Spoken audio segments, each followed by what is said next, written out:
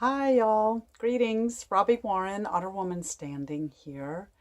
Um, there has been something that seems to be coming up more and more. At least I see these references recently in Facebook, maybe over the last couple of years, the references to tribe and village and community and, belonging. Like, who do we belong with? Where do we find our tribe? And I've been seeing that more and more. And my husband Trey and I have had kind of an ongoing dialogue around this for quite a while. And, just thought I'd share a few thoughts with you. I'd love to, hear your insights and thoughts on this as well. I can say for myself that I personally thrive. I really, really thrive in community, around community, and being a part of a community. It is, and always has been, and has become even more important to me, now as I'm getting older. And I think about what is community, what is a tribe, what is it? And I think that things have really changed quite a bit for us humans. In our own most recent evolution and how we live and how we interact and what our social circles look like. Mostly prominently since the Industrial Revolution, but it was on the upswing before that as we started having more cities, bustling cities, larger places. But I think about how we used to live, and so who would be in the village, who would be in the tribe, what would that look like? And no matter where your ancestors are from, no matter where, if you are of African descent, European descent, America, North America, South America, Central America, if you are from Asia, the Middle East, wherever you come from, wherever your people hail from around the globe, we originally all lived in small groups, small communities, even small groups that were part of a greater whole. But in those small groups, in those communities, those villages, and in those tribes, there were so many different things represented, everything that we needed. There was always a healer, a leader. There was the tool maker. There was the clothing maker. There was the one who gardened and the ones who hunted. And there were the leaders and the grandmothers and the grandfathers and the children, and the artists and the dreamers. I mean, all of us, all aspects of what we needed in our lives was represented. And you were encouraged to follow, your life in what you were good at. What is it that you're good at? You were recognized by the tribe and you were taught and trained, and, you contributed. So we come from this place, all of us, we are tribal. We are all tribal at our heart. And, especially since the Industrial Revolution, we have moved very quickly away from that tribal aspect. And so, what does that mean? Well, our instinct to be tribal is still showing up in really unusual ways.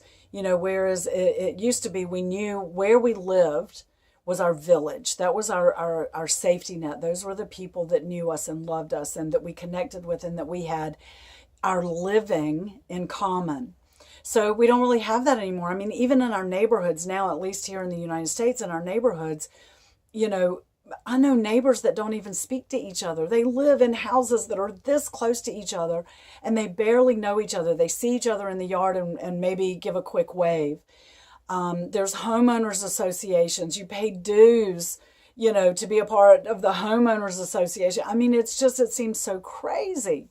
And then there's this group, this homeowners association that sets the rules for you, what color you can paint your house, what kind of fence you can put up. That is so far away from how we used to live. And our tribes are showing up in different ways now. They are showing up in things that we find in common. Our sports teams. Here where I live, the football team is the Carolina Panthers. And so around here, you're a Panthers fan. And if you're not a Panthers fan, then you're in a different tribe, so to speak, or, you're part of a different village or a different group of people. And it's the same way with everything. And we're indoctrinated into that so young. Who are you and where do you belong is always the question. Who's your favorite football team? Who's your favorite politician? Who is, all it goes on and on and on, where we identify ourselves in ways that feel like we're connected to people, but really what it is we just have this common thing that we focus on rather than living in community. And I'm not really sure where I'm going with all of this, except that what I see more and more is that desire to come back to tribe, to come back to where we belong, and to come back to a group of people that we know we belong to and that we belong in. And so that is showing up more and more in a lot of different ways. For myself, it's showing up as a spiritual community, the community that I am a part of, the Otter Dance spiritual community is a global community. And I know that just about anywhere that I go in the world, I can connect to people who are part of this group. I'll have a place to stay. I'll have food on my table. I'll be taken care of. And as it is with all of us who travel around the world within this community of Otter Dance. So how do we go about reconnecting? How do we go about recreating, our tribes? Because it is no longer about the small village that we're born into, unless you're really lucky and you live somewhere that seems to be very remote. It is no longer about that. So we are all seeking our tribe and where we fit in and how we fit in. So, I'm posing all of this as a question. Where do you see your tribe? Where do you see your people? Where are the people that you can rely on, that you can trust in? Where are the people who are like-minded? And not even like-minded, but just have some things in common, because if we only hang around with people who are like-minded, then we're all going to be kind of dumb-minded in the end. We need to be challenged. We need to have different people in our tribes, people who think a little bit differently but still feel connected to us. Maybe people who have a different political opinion, maybe people who have a different religious connection or spiritual connection. Our tribes are becoming so one-faceted rather than multifaceted. So how do we recreate that in this modern world? What do we do? For me, it is about, holding ceremony and inviting the people to come. Inviting people to come to be with me, to be with, others who want to experience this common thing, whether it is drumming, dancing, medicine dances, whether it's a pipe ceremony, whether it is, a purification lodge, all of these things. What is it? Where do you find your people? Where do you find your tribe?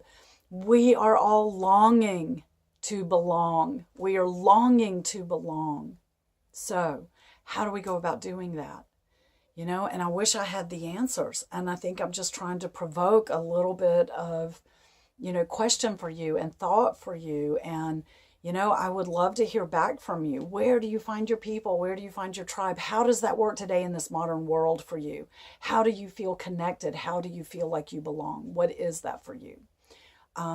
Please message me. Let me know what that looks like for you, because I think our tribes are out there. So let's find them. Let's see. Let's explore and let's connect with each other. Okay. I hope to see you soon.